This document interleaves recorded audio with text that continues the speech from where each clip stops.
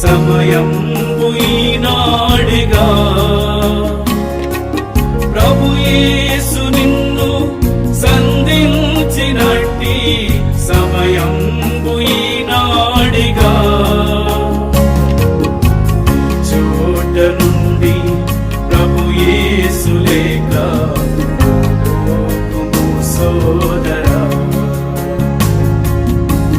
చోట నుండి ప్రభు యేసు లేక సోదరి జీవితములో ఏదో ఒకసారి యోచించవా